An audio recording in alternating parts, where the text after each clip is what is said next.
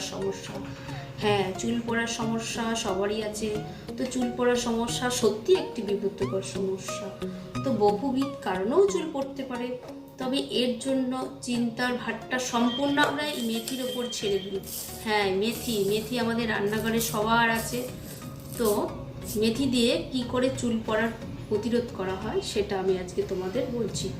তো বন্ধুরা, চুল পড়া এবং চুলের যত্নে মেথির ব্যবহারের অত্যন্ত কার্যকারী।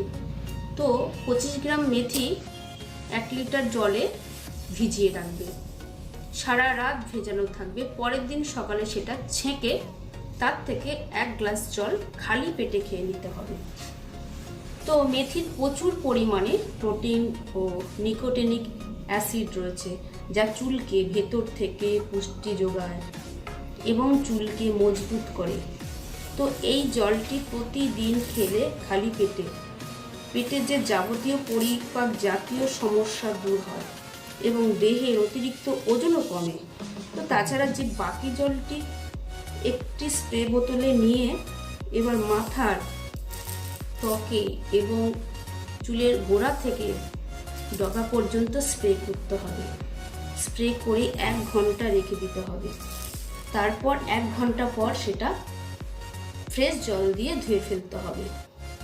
তো বন্ধুরা, তোমরা চাইলে এটা সারা রাতও ব্যবহার করতে পারবে। সারা রাত রেখে পরের দিন সকালে সেটা ফ্রেশ জল দিয়ে ধুয়ে ফেলতে পারবে। তো বন্ধুরা, চুল পড়া কমতে এবং চুলের ভেতরকে মজবুত করতে মেথির চেয়ে আর কিছু নেই এবং সহজও। তাছাড়া মেথি আমাদের ঘরে সবার ঘরেই থাকে। তো বন্ধুরা, ভিডিওটা যদি ভালো লাগে লাইক করো, শেয়ার করো, সাবস্ক্রাইব করো এবং বেল আইকন ক্লিক করো এবং কমেন্টও করো বন্ধুরা। Tata, bye bye.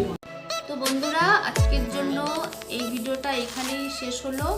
তো আবার দেখা হবে পরের ভিডিওতে। টাটা, বাই বাই বন্ধুরা।